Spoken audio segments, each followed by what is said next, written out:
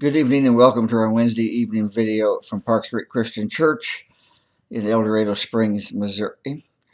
It is Wednesday, the 9th of March, 2022. I'm Pastor Steve Altite. Thanks for inviting me into your home or office. I want to share tonight a piece that appeared on the Renewed.org website by Stephen Brownlow entitled, "When Life Hits, Think About Joseph in the Bible." I read this and it encouraged me. I want to pass it on to as many people as I can because there's a lot of people struggling right now for a lot of different reasons. He writes, "So you're working away at your calling. You put in extra hours and invest your heart and soul into the role. You're doing so well that your boss has noticed and he started giving you more responsibility. He hints strongly at a promotion because of your work. You're on cloud nine because you know you're doing what God's called you to do, and it seems like you're being blessed. But then the bottom falls out. All of a sudden, change happens on your team. Business goals change. New ideas emerge that challenge your work. You're getting more and more stressed because your role is now affected. To make things worse, a power-hungry co-worker falsely accuses you to conceal their own ambitions. And the next thing you know, you're called into the office and your boss fires you. There wasn't even a thank you for everything you've done. Now what?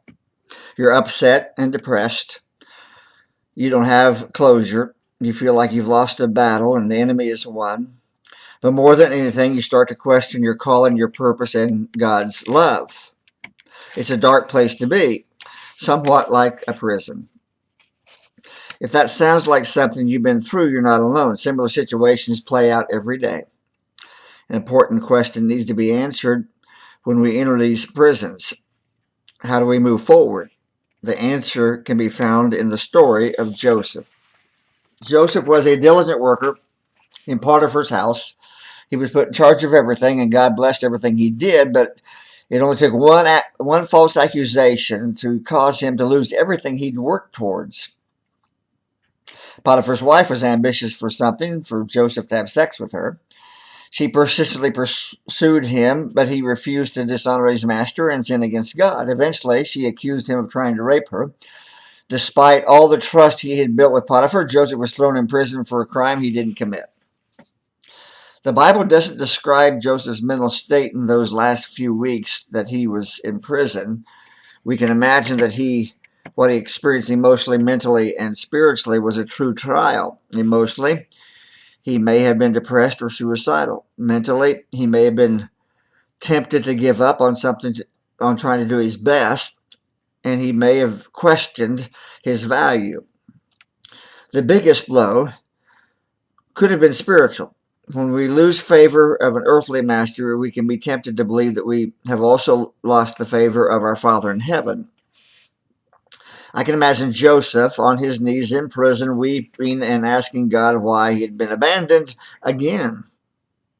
Let's not forget that Joseph was sold into slavery by his own brothers before all this took place. When we experience trials, have we lost the favor and love of God? The answer is a definitive no. Of all things that could have been written about Joseph after his arrival in prison, the thing that was written tells us exactly what we need to hear from Genesis 39, verse 21, according to the ESV translation. But the Lord was with Joseph and showed him steadfast love and gave him favor in the sight of the keeper of the prison. Pause for a moment and let that soak in. But the Lord was with Joseph and showed him steadfast love and gave him favor in the sight of the keeper of the prison. So when we experience a prison kind of moment, the first way to move forward is to be still and recognize that God is with us and that his love for us has not changed, despite our circumstances, despite how we feel. It's when we are brokenhearted and crushed that he's even nearer to us. During difficult seasons, we need to be aware of and be ready to receive how God ministers to us through family, friends, and co-workers.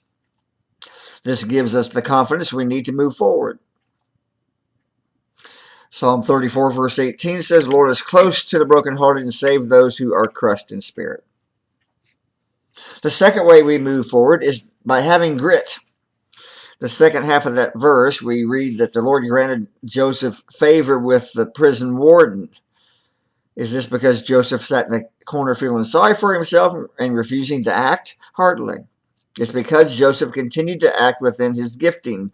We know that this was true because in the very next verse we find Joseph was placed in charge of the entire prison.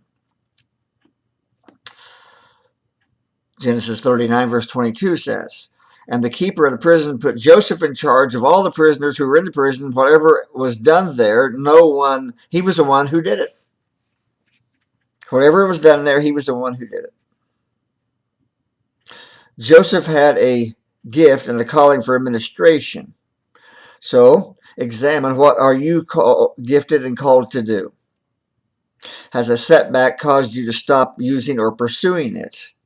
Is it the role that you have while doing the work of your calling, or the work itself that matters?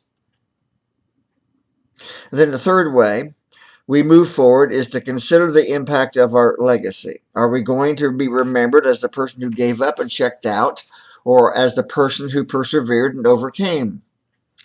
Joseph persevered, and we know that from his story that he eventually became second in command in Egypt. No one was higher than him except for Pharaoh. No one. Although we probably won't end up running the country, we can still have impact in our circle of influence. Impact can be eternal because it's created from a seat of power at the feet of a person in need. It's time to break free. When we endure trials, God is with us and loves us. With this knowledge, we can move forward with the confidence and faith that we need. Moving forward not only fulfills us, it gives God the glory as he works through us in spite of our circumstances.